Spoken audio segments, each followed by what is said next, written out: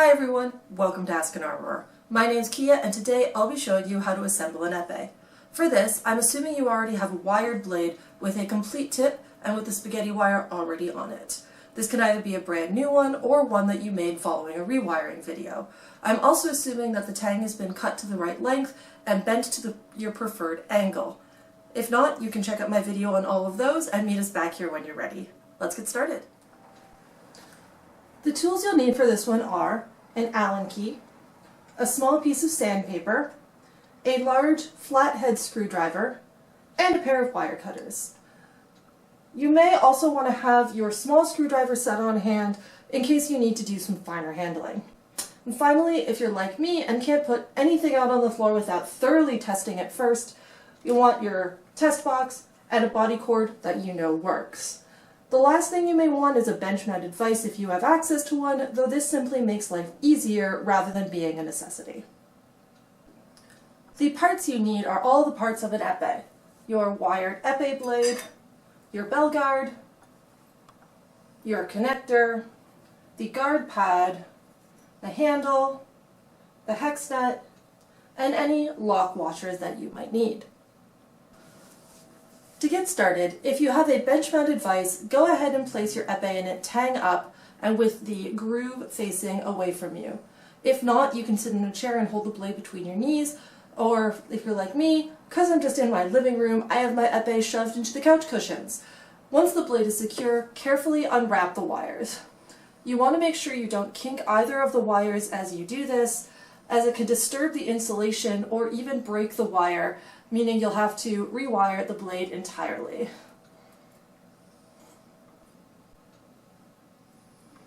As a quick note before we continue, epees have what's called offset guards. This means that this opening here for the blade, as you can see, is not in the direct center of it. This ensures that there is a larger portion of the guard to actually protect whichever hand you're using. So if you're right-handed, you position it like this with the opening to the top left and this bottom right area being the larger area to protect your hand. And if you're left-handed, you just have to rotate it so that the opening is towards the top right, and this larger section down here is where your hand will be.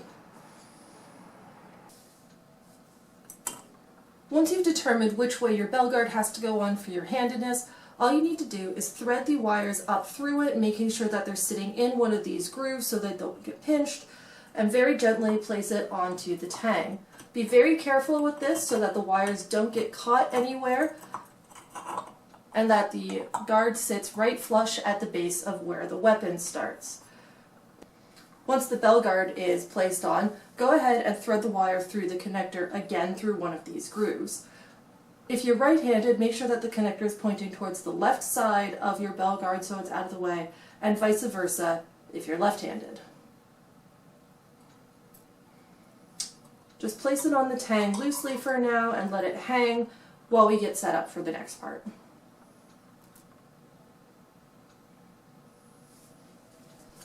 At this point, pinch your spaghetti wire in one hand and carefully sand down the wire with your sandpaper. Your goal is to remove the two layers of insulation, the colored one made of paper or fabric depending on the manufacturer, and the clear glue used to hold this in place. If you don't remove both layers, the wire will still be insulated and therefore not seem to work. You'll be able to tell you have cleared it when the copper is a very bright and shiny copper as opposed to this darker, duller look. Do not trim any excess wire at this point, as that will make the next step easier. Once your wires are prepared, you can go ahead and prepare the connector for them. What you're going to want to do is unscrew the A and the B line connectors, also known as the middle one here and the one that's closer to it. So just take your large screwdriver and back them off. You only need to do this by a turn or two, just so that there's a small opening like you can see here and here. You'll also want to come onto the back side here, where you'll notice that there is the groove for holding the wires. This is an older model, so there's only one here, but just as a note, in the most recent edition of the FIU rules, they will be shifting to a two-groove system at some point in the future. So this will probably take a little while to percolate down to all levels, but just keep an eye out on that for now. So, but what you want to do, just to make this a bit easier, is go ahead and back this off. You don't have to take this out all the way, you just want it to sort of shift a little bit so that there's a bit more room for threading the wire up. Now, this is the tricky bit, but you're going to thread the wires up through the groove. If it helps, you can take it off of the tang just for now.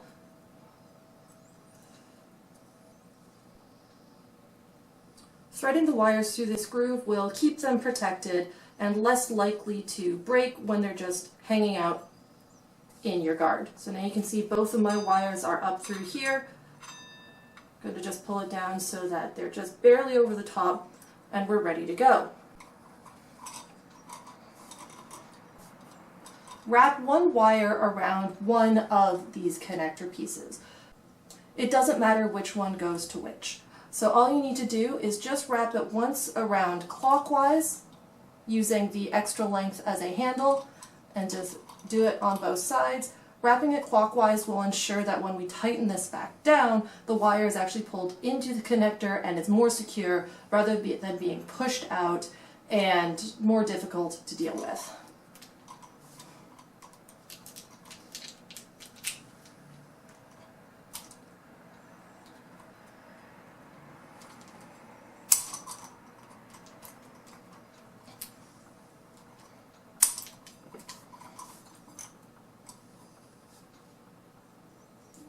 Now, assuming everything has come together well at this point, we can go ahead and finish putting together the epee.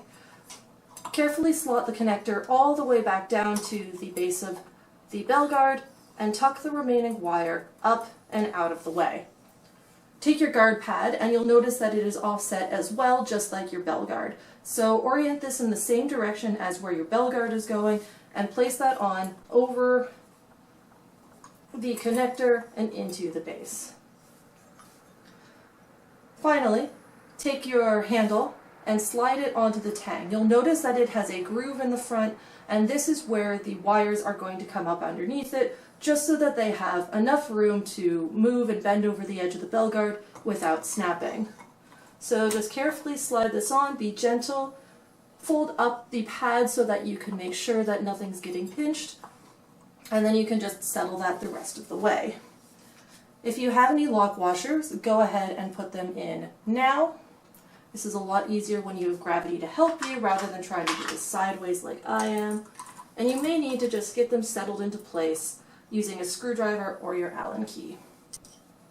To put the hex knot on, I like to thread it onto the end of my Allen key just so that I can control this as a unit, and then it makes it much easier to slot this in and to just get the first few thread bites on. Then you can just keep continuing to tighten it down.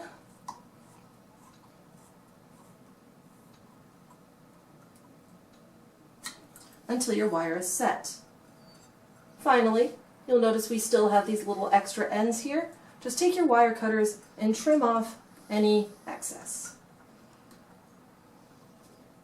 At this point, I highly encourage you to test your epee to make sure it's actually working.